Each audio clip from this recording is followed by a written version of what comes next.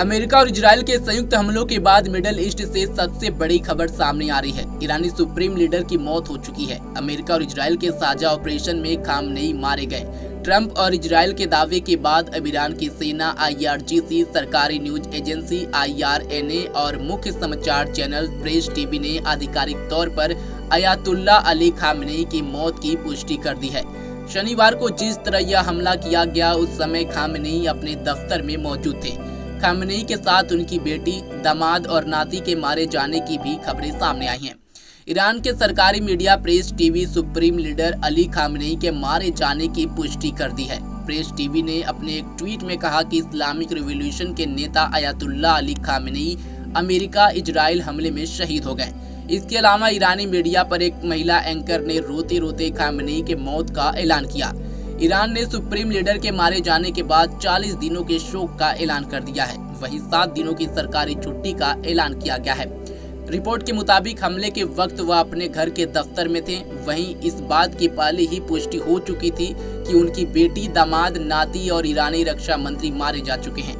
Khamenei के मौत के बाद ईरान में मातम पसर गया है। मस्जिदों से रोने की आवाज आ रही है तो कई जगह खामनेई की मौत से लोगों में खुशी देखने को मिल रही है, तो सड़कों पर लाखों की भीड़ में उनके समर्थक भी उमड़ पड़े हैं, जो उनकी मौत के बाद शोक मना रहे हैं। अपने सुप्रीम लीडर की मौत के बाद IRGC ने बदला लेने की बात कही है और चेतावनी देते हुए कहा कि इतिहास का सबसे बड़ा हमला किया जाएगा।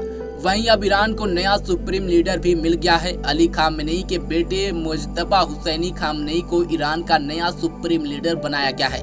बता दें, कई घंटों तक खामनेई की हालत को लेकर अलग अलग खबरें सामने आ रही थी। इससे पहले अमेरिका के राष्ट्रपति डोनाल्ड ट्रंप और इजराइल के PM बेंजामिन नेतन्याहू ने खामनेई के मौत की पुष्टि की थी, लेकिन कोई आधिकारिक पुष्टि नहीं हुई थी। ईरानी अधिकारियों ने भी कुछ साफ नहीं कहा था, लेकिन अब ईरान के सरकारी मीडिया प्रेस टीवी ने साफ तौर पर उनके मारे जाने की पुष्टि कर दी है और इसे शहादत बताया। प्रेस टीवी ईरानी सरकार की ओर से फंड किया जाता है और Islamic Republic of Iran broadcasting का एक प्रभाग है। ईरान के प्रमुख शिया धर्मगुरु मुक्तदा अल सद्र ने अयातुल्ला अली खामनेई की मौत की खबर पर शोक जताया। रिपोर्ट्स के मुताबिक उन्होंने ईरान में 3 दिन के सार्वजनिक मातम का ऐलान भी किया।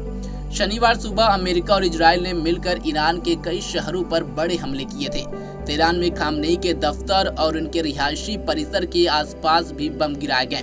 इजरायली मीडिया में बताया गया कि खामनेई के कंपाउंड पर कई बम गिराए गए। करीब 30 बम यहां गिराए जाने की बात कही गई। पहले बताया जा रहा था कि हमले से पहले वह एक सुरक्षित स्थान पर ले जाए जा चुके हैं, लेकिन उनके मौत की पुष्टि ने दिखा दिया कि वह अपने घर में ही थे। सैटेलाइट तस्वीरों में उनके परिसर को नुकसान दिखा था। इस्लामिक रिवॉल्यूशनरी गार्ड कॉर्प्स यानी कि IRGC ने अपने बयान में इमाम खामनेई की शहादत पर शोक व्यक्त करते हुए उन्हें श्रद्धांजलि अर्पित की है। संगठन ने उनकी मौत को सम्मानित शहादत बताते हुए कहा कि उनका रास्ता जारी रहेगा।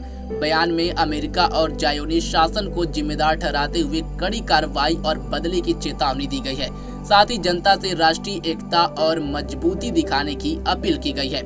IRGC ने बदले का ऐलान कर दिया है। ईरान मिडल ईस्ट के देशों पर काल बनकर टूट पड़ा है। Dubai, UAE, Qatar, Bahrain, Jordan तमाम देशों में ईरान ने अमेरिकी सैन्य ठिकानों को निशान बनाया। ईरान के इस हमले में दुबई का एयरपोर्ट और पाम होटल भी जद में आया। अली खामनेई 1989 से ईरान के सुप्रीम लीडर थे। उन्होंने अयातुल्ला खोमैनी के बाद सत्ता संभाली थी। उनके शासन के दौरान अमेरिका से टकराव, परमाणु विवाद, अमेरिकी प्रतिबंध, विरोध प्रदर्शन, हमास और हिजबुल्लाह को समर्थन जैसी घटनाएं लगातार होती रहीं।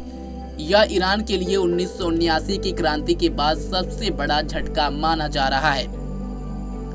86 साल के अयातुल्ला अली खामनेई के कार्यकाल में ही ईरान ने परमाणु कार्यक्रम को आगे बढ़ाया और अमेरिका इजराइल से टकराव बढ़ा।